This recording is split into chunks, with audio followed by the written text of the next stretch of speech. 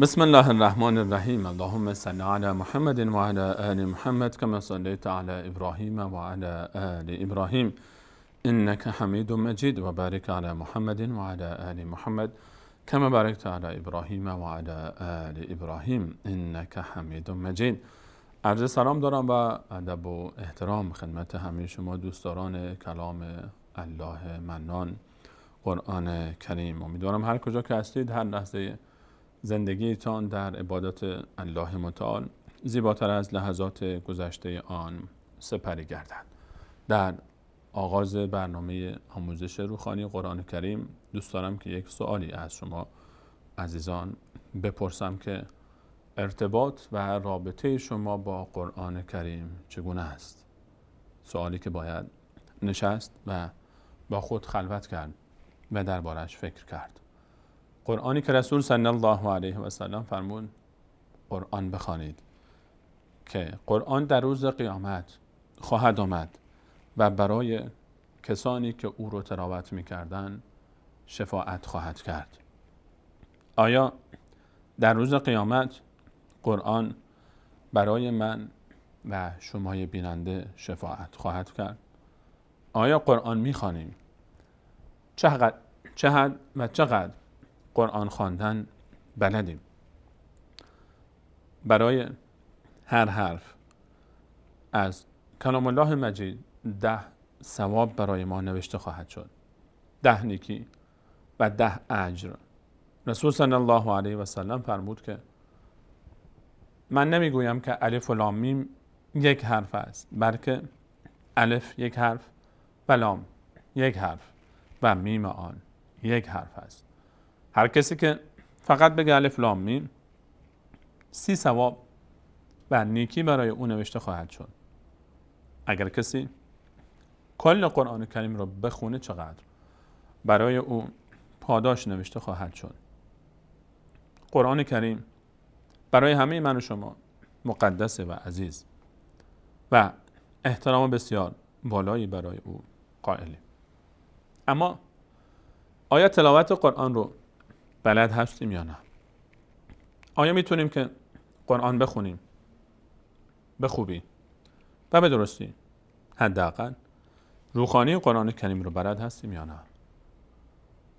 شمایی که تحصیلات دانشگاهی داریم، شمایی که حداقل مدرک دیپلم یا همون کلاس 12 رو دارید، شمایی که خواندن فارسی بلد هستید، آیا خواندن قرآن هم بلد هستید یا نه؟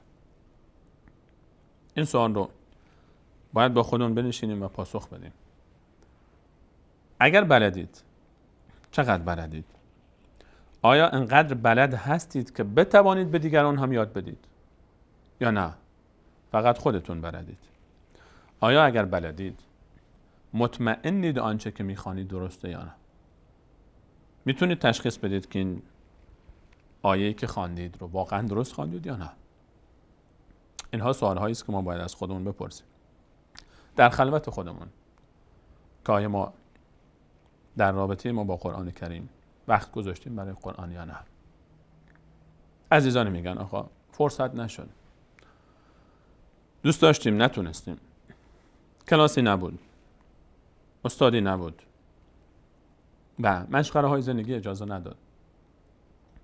الان با این وسایل و امکانات امروزی، تلویزیون، اینترنت و فیلم هایی که به راحتی در دسترس ماست، هیچ حجتی باقی نمیمونه، هیچ دلیل دیگه باقی نمیمونه که ما از این روز به بعد باز هم بگیم قرآن خواندن بلد نیستیم. بیای تا دست به دست هم حرکت کنیم و در مسیر آموزش روحانی قرآن کریم، یاد گرفتن قرآن کریم و یاد دادن قرآن کریم قدم برداریم تا از بهترین امت بشیم. آیا شما نمیخواید بهترین این امت باشید، از بهترین مسلمانان باشید؟ آیا شما نمیخواید که مصداق این حدیث رسول صلی الله علیه و سلم بشید که فرمود بهترین شما کسی است؟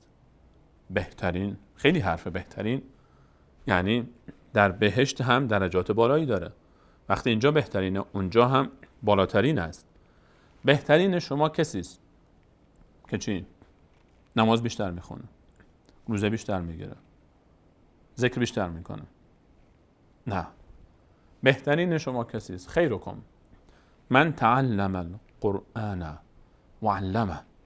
بهترین شما کسی است که قرآن خواندن را یاد میگیرد و قرآن خواندن را یاد میدهد. هم برای خودش هم برای دیگران میخواد این خیر رو. خودش یاد میگیره و به دیگران هم یاد میده. قرآن کریم، تلاوت و روخانی قرآن کریم. ما در این برنامه تلاش داریم به همراه شما عزیزان روخانی قرآن کریم رو یاد بگیریم. در مرحله اول برای تلاوت کلام الله مجید اول بعد روخانی رو یاد گرفت. یک مرحله دیگه هم داریم که مباحث تجویدی رو با دقت بیشتر و تخصصی تر روش کار بکنیم تا بتونیم بگیم که حتی قاری قرآن هست. روخانی قرآن کریم کار بسیار آسانی است، الان خصوص برای عزیزانی که خواندن و نوشتن بلد هستن، فارسی خواندن بلد هستن، ولی که حتی نوشتنش رو هم بلد نباشن. من حتی یک جمله دیگه اضافه بر این هم میگم، اگر حتی شما خواندن فارسی هم بلد نیستید، نمیتونید که فارسی بخونید، باز هم این بشارت رو به شما میدم اگر بیننده این برنامه بودید تا آخرین قسمت، به اذن الله تعالی در آخرین قسمت هر جایی از کلام الله مجید رو که باز کردید میتوانید که بخوانید. این بشارت رو به شما میدم که انشاءالله این اتفاق برای شما خواهد افتاد. بیایید تا قرآن رو یاد بگیریم برای خودمون. به ازای هر حرف 10 نیکی نوشته میشه برای ما و وقتی دیگران از ما یاد میگیرن برای اونها هم نوشته میشه. علاوه بر این که برای اونها نوشته میشه، یک نسخه به حساب ما هم نوشته خواهد شد. اگر یک نفر به دست من و شما قرآن خواندن یاد گرفت، هر آنچه که او تلاوت میکنه تا آخرین لحظه زندگیش در دنیا اجر و پاداشش به من و شما هم میرسه. ما وقتی که قرآن خواندن یاد میگیریم یک نفریم، اما وقتی به دیگران یاد میدیم چند نفر میشیم. اگر 1000 نفر به دست شما قرآن خواندن یاد گرفتن، شما 1000 نفر هستید در روز قیامت با پرونده 1000 نفر در تلاوت قرآن به حساب خودشون. اینها وقتی کسان دیگری رو تربیت میکنن، شاگردانی از اینها یاد میگیرن، شاگردان اونها، تا روز قیامت هزاران بلکه میلیون ها نفر قرآن خواندن، میلیاردها اجر و پاداش کسب کردن و یک نسخه به حساب شما هم نوشته شده، چون شما قرآن یاد دادید به آنها. تجارت بسیار عظیمی که بسیاری از ما از آن غافلیم. قرآن یاد دادن. تا وقتی یاد نگیریم نمیتونیم که یاد بدیم. پس اول باید قرآن رو یاد بگیریم، خوب یاد بگیریم تا بتونیم که خوب یاد بدیم. بیاید تا این برنامه رو به همراه شما عزیزان بیننده باشیم. برنامه آموزش روحانی قرآن کریم تا مصداق این حدیث شریف رسول صلی الله علیه و سلم بگردیم که بهترین شما کسی است که قرآن را یاد بگیرد و به دیگران یاد بدهد. برای یادگیری کلام الله مجید کافی است بریم به سراغ مصحف شریف و ببینیم که چه مواردی رو باید یاد بگیریم. ما در این برنامه و برنامه‌های پیش رو به همراه شما عزیزان هر آن چیزی که مورد نیاز ماست در روحانی قرآن کریم با هم تمرین خواهیم کرد و آسان است. باز هم تاکید میکنم یاد گرفتن قرآن کریم و روحانی آن بسیار آسان است.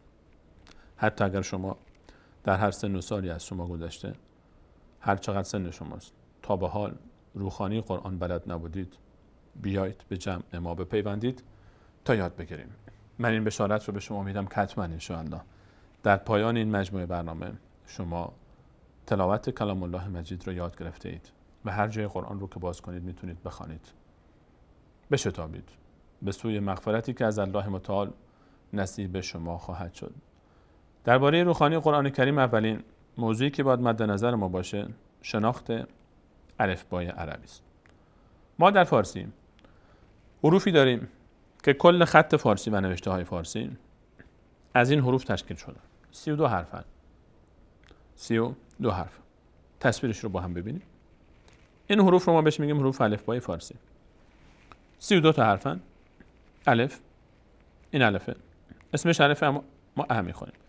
ب، پ، ت، ث، جیم، چ، ه، خ، دال، زال، ر، ز، ژ، س، یا سین، شین، صاد، ضاد، طا، ضا، عین، غین، ف، قاف، کاف، گاف، لام، میم، نون، واو، ه، ی.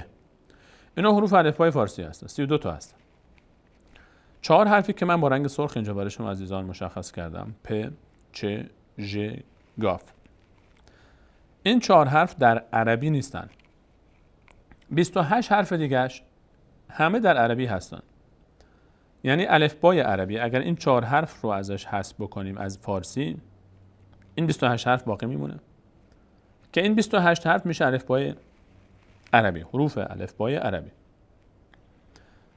در مصحف شریف هر چی که ما میبینیم این 28 حرفه. هر کلمه، هر آیه در قرآن کریم تشکیل شده از این 28 حرف. از این بیشتر نیست. یکی از اینها یا چند تا از اینها با هم یک کلمه رو تشکیل میده. یعنی این 28 حرف رو اگر یاد بگیریم چطور بخوانیم، به راحتی میتونیم که بعد از یاد گرفتن حرکات و علائم تلاوت قرآن رو بخوانیم. الف، ب، ت، ث، ج، جیم، اینها اسمایی دارن برای خودشون که در فارسی و عربی بعضیش با هم فرق میکنه، وگرنه غالبش در فارسی و عربی اسمش هم یکی است. ها، خا، دال، ذال، را، زا، سین، شین، صاد، ضاد، طا، ظا، عین، غین، ف، قاف، کاف، لام، میم، نون، واو، ها و یا. ما در عربی برای هر کدوم از اینها یک اسمی داریم. این جدول اسمهای اینهاست. خط اول خود حرف است، خط زیری اسمش. این حرف در عربی هم در فارسی هم اسمش یکیه، بهش میگیم الف. در فارسی هم بهش میگیم الف، در عربی هم بهش میگیم الف. این ب هست. در عربی بهش میگیم ب، در فارسی بهش میگیم ب، در عربی بهش میگن با. در عربی بهش میگن با. ما در این حرف رو در فارسی بهش میگیم ت، در عربی میگن تا. اسمش تا هست. اما تلفظش همون چیزی است که ما در فارسی تلفظ میکنیم، با مقداری تفاوت در برخی از حروف، نه همشون. ت در فارسی و عربی جفتش یک جور تلفظ میشه، ب یک جور تلفظ میشه، الف یک جور تلفظ میشه. ث مقداری در عربی تلفظش فقط فرق میکنه شکلش، اما نوشتهش همون نوشته است. در عربی اسمش هست ثا. جیم در فارسی و عربی بهش میگیم جیم. ها در عربی بهش میگن ها، در فارسی ما میگیم ه. در فارسی به این حرف میگیم خ، در عربی بهش میگن خا. دال در فارسی و عربی یک اسم داره. ذال در فارسی و عربی یک اسم داره. را در فارسی بهش میگیم ر، عربا بهش میگن را. ز در فارسی بهش ز گفته میشه، در عربی زا. سین در فارسی و عربی یک اسم داره، سین. شین فارسی و عربی بهش میگیم شین. صاد فارسی و عربی بهش میگن صاد. واد در فارسی و عربی یک اسم داره، هر دو بهش میگن واد. تا در عربی گفته میشه تا، در فارسی ما میگیم ت. ت. ذ در فارسی بهش میگیم ذ، در عربی بهش میگن وا. عین در فارسی هم بهش میگیم عین. غین رو در فارسی هم بهش میگیم غین. ف رو در فارسی بهش میگیم ف، در عربی بهش میگیم فا. قاف در فارسی و عربی یک اسم داره. کاف فارسی و عربی یک اسم داره. لام در فارسی و عربی یک اسم داره. میم در فارسی و عربی یک اسم داره. نون در فارسی و عربی یک اسم داره. و اینجا ما در فارسی میگیم و، در عربی بهش گفته میشه واو. در فارسی ما به این حرف میگیم ه، در عربی بهش گفته میشه ها. در فارسی واو هم میگیم، یعنی این تلفظ واو در فارسی و عربی شبیه هم است. ی در فارسی بهش ی گفته میشه، عربی ها بهش میگن، در عربی بهش گفته میشه یا. فقط فرقش اینه که بعضی حروف یک الف بهش اضافه میشه در عربی، وگرنه در فارسی و عربی همه اسمها شبیه هم است. پس عزیزان این رو مد نظرشون باشه و دقت بکنید که ما در الفبای عربی 28 حرف داریم که همه این 28 حرف در الفبای فارسی هم هست. به همین خاطر یاد گرفتن قرآن کریم، تلاوت قرآن کریم، روخانی قرآن کریم برای کسانی که فارسی خواندن بلد هستند بسیار آسان‌تر است نسبت به زبان‌های دیگر. برای کسانی که با زبان فارسی آشنا هستند یادگیری عربی، حتی زبان عربی هم خیلی آسان است، چون بسیار از کلمات عربی در فارسی هم استفاده میشه. این نکته را عزیزان به عنوان درس اول مد نظر داشته باشید که الفبای عربی دقیقاً همون الفبای فارسی است. حروف همون حروفه. فقط تفاوتی که داره زبان عربی و به صورت خصوص قرآن کریم و مصحف شریف که ما وقتی قرآن کریم رو باز می‌کنیم می‌بینیم که این حرف‌ها بالا یا پایین اونها یک علامت‌هایی هست، نشانه‌هایی دارن. بالا یا پایین این حروف نشانه‌ها و علامت‌هایی هست که اونها رو باید یاد بگیریم. حروف همون حروف فارسی خود ماست. فقط اگر ما این علامت‌هایی که بالا یا پایین حرف‌ها هستن یاد بگیریم به راحتی می‌توانیم که انشاءالله کلام الله مجید رو تلاوت بکنیم. حتی عزیزانی که فارسی خواندن هم بلد نیستن فقط الف ب ت س همین رو یاد بگیرید. این جدولی که ما الان گفتیم این رو تکرار بکنید. در تمرین ها به راحتی یاد میگیرید انشاءالله که چگونه خوانده خواهند شد این حروف با حرکت هایی که بالا یا پایین اینها قرار داره. از برنامه بعد به همراه شما عزیزان به بررسی علامت هایی میپردازیم که بالا یا پایین حروف این 28 حرف عربی در قرآن کریم نوشته میشن. بعد از اینکه اینها رو شناختیم و اینکه چگونه تلفظ میشن حروف الفبای عربی به همراه این علامت ها، بعدش میتونیم به راحتی انشاءالله تلاوت بکنیم هر جایی از کلام الله مجید رو. باز هم تاکید میکنم که بهترین این امت رسول صلی الله علیه و سلم فرمودن کسانی هستند که قرآن رو یاد بگیرن و به دیگران یاد بدهند و اولین مرحله یادگیری یاد گرفتن روحانی است که خود ما باید یاد بگیریم و این رو به دیگران یاد بدیم. روحانی رو هم که یاد گرفتیم خودمون اجر پاداش میگیریم، کسانی که یاد بدیم هم اجر پاداش میگیرن. کسانی که باز تجوید یاد گرفتن و یاد دادن اجرشون بیشتر میشه. کسانی که ترجمه یاد گرفتن و یاد دادن باز بیشتر و بیشتر میشه اجرشون.